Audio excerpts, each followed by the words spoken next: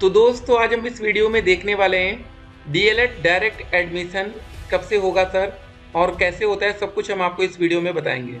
जी हाँ, बिहार से एक अपडेट आती है। बिहार में बीएड में 98% सीटें भर गई हैं। एक बात आप यहाँ पर समझ लीजिए, इतनी ज़्यादा सीटें बिहार में क्यों भरी हैं?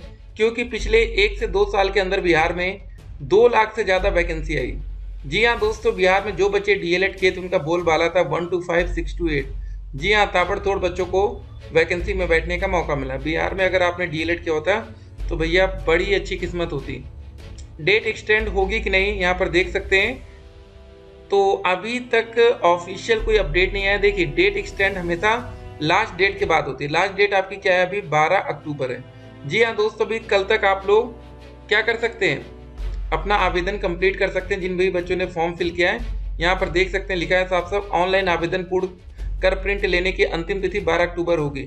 और आपको बता दें 12 अक्टूबर के बाद, ठीक है, आप ये वाला पीडीएफ डाउनलोड नहीं कर पाएंगे जो आपके सामने ये दिख रहा है। तो इसको भी आप 12 अक्टूबर तक ही डाउनलोड कर सकते हैं। तो जिन बच्चों ने पीडीएफ में डाउनलोड नहीं किया या आपसे डिलीट हो गया, खो गया है, तो इसको डाउनलोड कर लीजिएगा, क्योंकि एडमिशन के समय ये वाला पेज बहुत ही इंपॉर्टेंट होगा, क्योंकि इसी में आपका नाम लिखा है। ठीक है, आपने क्या गलती की नहीं की, सब कुछ यहाँ पर आपका मेंशन होगा। ठीक है, तो अब चलिए आप लोग के कमेंट का आंसर इस वीडियो में करेंगे। और देख सकते हैं प्रदेश के 76% स्कूलों में खेल शिक्षक नहीं है। तो क्या आने वाले टाइम में इस पर भी वैकेंसी आएगी? क्या होगा उस पर भी हम इस वीडियो में डिस्कशन करेंगे। ठीक है, तो अभी की जितनी भी बड़ी अपडेट्स हैं, जो भी बच्चे आवेदन नहीं कर पाए हैं, किसी भी वजह से वेबसाइट नहीं चली। देखिए होता क्या है, लास्ट टाइम वेबसाइट उतनी बेहतर नहीं चल पाती है, तो उस वजह से बहुत से बच्चों के फॉर्म मतलब रुक जाते हैं। ठीक है, जो बच्चे साइबर के माध्यम से फॉर्म फिल नहीं करते, वो बच्चे फॉर्म नहीं फिल कर पाते हैं। तो हो सकता है कि सरकार उनके लिए एक बार पोर्टल फिर से ओपन करे। और चलिए हम लोग ऑफिशियल वेबसाइट पर एक बार आते हैं। यहाँ पर देख सकते हैं परीक्षा नियामक प्राधिकारी उत्तर प्रदेश प्रयागराज। यहाँ पर एक और बात देखिए, 18 सितंबर से ऑनलाइन आवेदन की प्रक्रिया शुरू होती है। 9 अक्टूबर लास्ट डेट रहती है। 10 अक्टूबर पैसा सबमिट करने का मतलब जो आपने फॉर्म फिल किया उसके लिए 700, 500, 200 जो भी लगता है वो कल तक फिल होना था। आज 12, ठीक है, और 12 अक्टूबर तक क्या कर सकते हैं, जैसे पार्ट 2 में आपका इंटर, हाई स्कूल और फोटो, ये सारी चीज़ें यहाँ पर आपको कंप्लीट करनी है। यहाँ पर submit registration part 2, photograph and signature. ठीक है, तो जिन भी बच्चों का अभी ये बचा, जितना जल्दी हो सके इसको कंप्लीट कर दीजिए।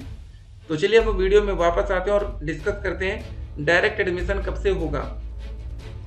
तो इसके लिए पहले आपको काउंसलिंग का शेड्यूल देखना पड़ेगा।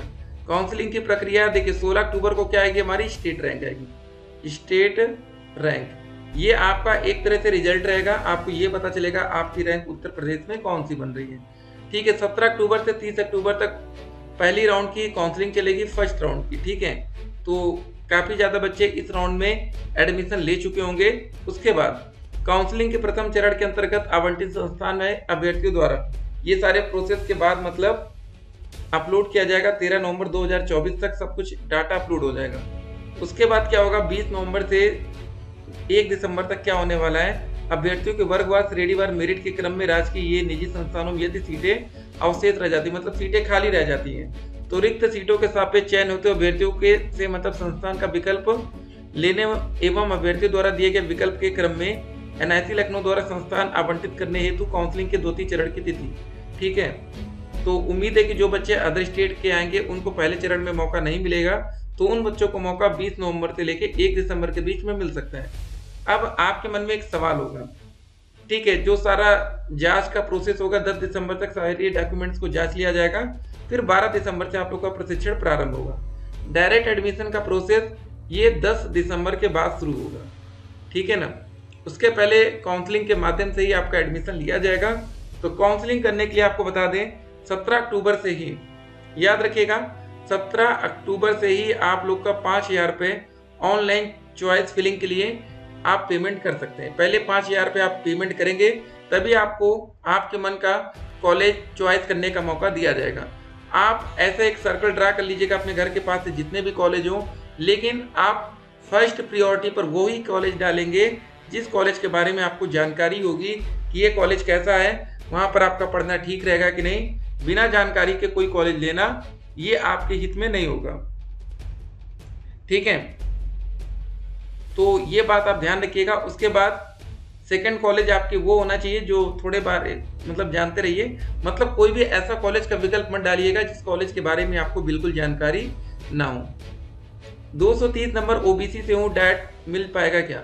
जी हाँ, चांस बनेगा लेकिन 100% नहीं सर, मेरा टोटल 232% हो रहा है डैट। जी हाँ, देख सकते हैं 2 ही बच्चों के परसेंटेज, जिन बच्चों का नंबर ज़्यादा रहेगा उन्हीं को डैट मिलेगा। हेलो सर, आज भी भर सकते हैं क्या फॉर्म? ट्राई करते रहिए, अगर ठीक है फॉर्म फिल हो जा रहा है तब तो बहुत ही बेहतर है।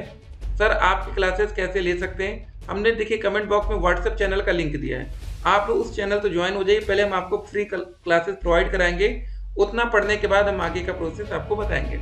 सर मेरा फॉर्म प्राइवेट कॉलेज वालों ने भरा और उन्होंने ग्रेजुएशन का ईयर मार्क्स ज़्यादा डाल दिया है, तो सर आप कॉलेज वालों से कैसे अपना काम करवाएं? ठीक है, और सर एडमिशन के लिए टाइम कॉलेज में कोई दिक्कत तो नहीं होगी? देखिए, अगर कोई कॉलेज को आपने अपने डॉक्यूमेंट दे रखे हैं तो पहली बात तो कॉलेज वालों को ये गलती नहीं करनी चाहिए, क्योंकि इससे कभी ना कभी मान लीजिए दिक्कत होती है तो फिर आपका ही नुकसान होगा ना। ठीक है, नंबर कभी ज़्यादा नहीं डालना है। नंबर ज़्यादा डालने का मतलब है कि आप ऑनलाइन काउंसलिंग से सीधे बाहर हो चुके हैं, अब आपको डायरेक्ट एडमिशन के माध्यम से ही एडमिशन होगा।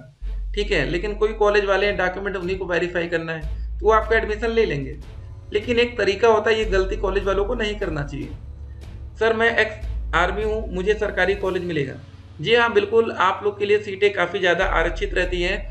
उत्तर प्रदेश में बहुत ऐसे ज़िले होंगे जहाँ पर आपके लिए सीटें खाली चली जाएंगी, तो आपको कम नंबर पर भी कहीं ना कहीं सरकारी कॉलेज मिल जाएगा। लेकिन यही होता है, अगर आप घर से दूर जाकर सरकारी कॉलेज लेते हैं तो वहाँ आने जाने का टोटल खर्चा जो होता ना, प्राइवेट में 41,000 है और वहाँ रहना ये सब फिर महंगा पड़ जाता है। एक तरह से डैट की फीस 10,200 है। ठीक है, ध्यान दीजिएगा।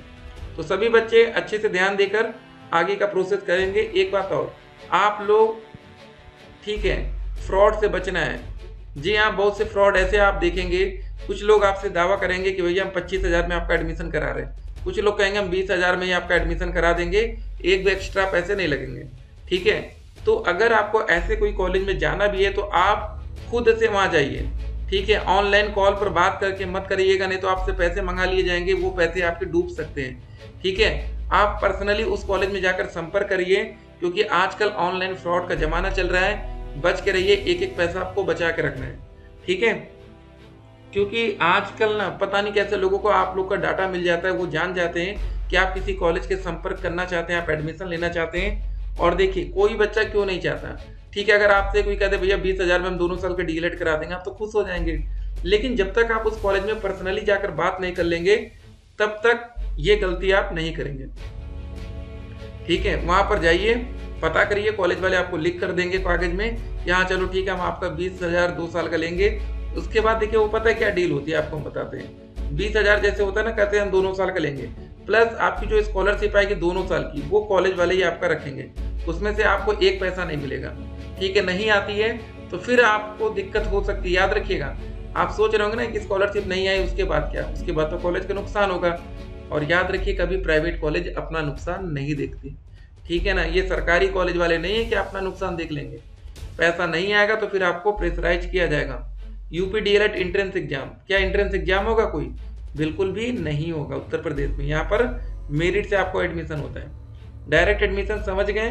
तो ये दोस्तों एकदम लास्ट का प्रोसेस होता है, जब सारी काउंसलिंग के राउंड खत्म हो जाते हैं, उसके बाद भी सीटें खाली चली जाती हैं, तो भैया पीएनपी कहती है कैसे भी सीट भर लो, क्योंकि जब फर्स्ट राउंड की काउंसलिंग होगी और सेकेंड राउंड की होगी तब तक आपके आरक्षण का पूर्ण रूप से ख्याल रखा जाएगा। जनरल की सीट पर जनरल ही आएंगे, ईडब्ल्यूएस। देखिए, जनरल का मतलब होता है जो बच्चे ज़्यादा नंबर पाएंगे वो जनरल की सीट ले सकते हैं, चाहे ईडब्ल्यूएस के हों, ओबीसी हों।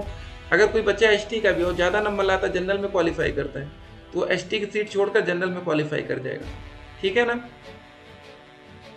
तो 12वीं पास को भी फिलहाल मौका नहीं मिला है, अभी सब्र करना पड़ेगा। बाकी सरकारी कॉलेज ठीक है मेरिट के बेस पर ही आपको मिलेगा। चलिए दोस्तों, मिलते हैं एक और वीडियो में। बाकी आपका जो भी कमेंट होगा हम इंतजार करेंगे। 230 प्लस वाले बच्चे सारे डॉक्यूमेंट्स तैयार रखें। और अभी आपको कौन कौन से डॉक्यूमेंट्स तैयार रखना है, हाई स्कूल, इंटर, ग्रेजुएशन का जो रिजल्ट है और सर्टिफिकेट है, और ग्रेजुएशन में आपका प्रोविजनल लगेगा। उसके साथ साथ दोस्तों आपको 10,000 पेमेंट करके अलॉटमेंट लेटर ये आपको बाद में मिलेगा। ये वाला जो PDF है, ठीक है, ये वाला, इसको आपको बचा के ठीक, इसको मतलब डाउनलोड करके रख लीजिएगा। उसके बाद आपका TC, character certificate, health certificate diet के केस में लगेगा। उसके बाद जाति प्रमाण पत्र, निवास प्रमाण पत्र, ये सारी चीज़ें आपकी लगने वाली है। शपथ पत्र लास्ट में लगेगा, जिसमें आप ये क्लियर करते हैं कि हमने फॉर्म भरते समय अगर कुछ गलती की हो भविष्य में तो कॉलेज वाले हमको निकाल सकते हैं। ये सारी बातें वहाँ लिखी रहेंगी। मिलते हैं एक और वीडियो में, तब तक के लिए स्टे कनेक्टेड। आपका दिन शुभ हो।